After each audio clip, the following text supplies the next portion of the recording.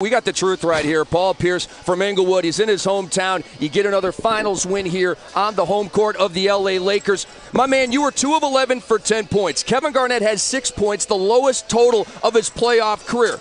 Yet you win the game. How'd you get this done? Well, it was a team effort, definitely. A lot of guys stepped up. Obviously, Ray had the shooting going for us all night long, so we wanted to play through him. Rondo had it going.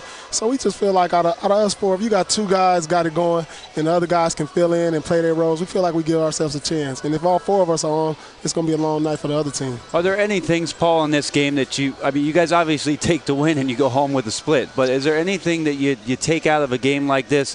You try to learn from losses, but you can learn from wins just as much. What is it that you take from this one going into Game 3?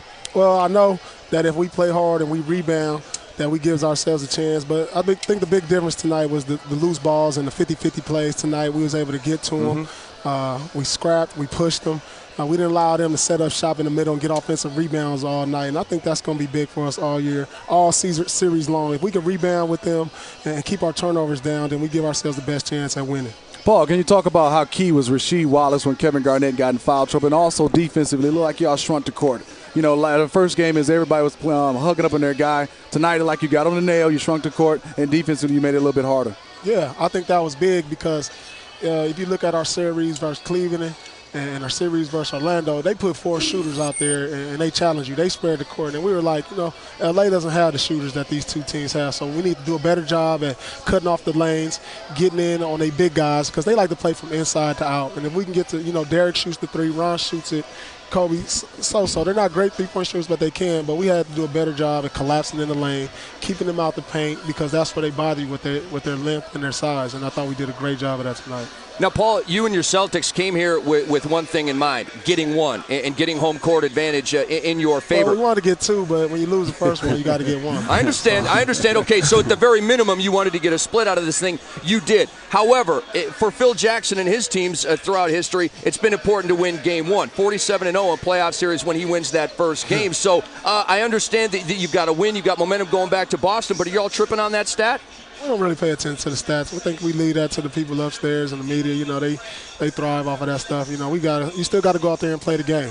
Or less than after Game 1 they would have crowned Lakers the champion after Game 1, but they don't do that. You got to go out here and win 4 games. We understand that, and it's a process. And you got a stat in your favor too, don't you?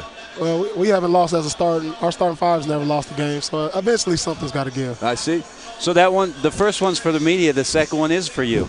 Yeah. I guess so. The second one's for me. All right, PP. When is the last time that you've got called for an illegal screen out of bounds? Right here in front of you. I don't think I ever did. Ever, right? I don't think I ever did. I actually looked. They called. I looked down and my foot was kind of on the line, but hey, I never got caught. I find myself being more of a screen setter these last couple of years because we got so many great players. So if I set a good screen, I'm gonna get open. But that's never happened to me, actually. Paul, when you're matchup with Ron Artest, what are you trying to do first when you come in your mindset? All scorers have something they want to do the first when you start the game. Is it get to the free throw line? Well, I think I could just do a good job at attacking them straightforward, north and south. When you play with Ron Artest and you dance with the ball and you go east and west, he has great hands, great anticipation to the ball, and he's able to get his hands on it. So the thing is, you want to be aggressive. You're going to be aggressive, just go north and south right into him because I think I have a little bit of more quickness and a little more elevation than him, and I don't have that over most people. But so you try to attack them straight on, and you don't play with him because that's where he can take advantage of you with his quick hands and his great anticipation. Paul, you've always been great to us. We appreciate your time coming out here and joining us. Yeah. Seriously, safe travels back to Boston. We can't wait for the 3 games coming up at TD Garden. Go get them, my man. All right, if y'all need something in Boston, let me know. I do. I need a barber.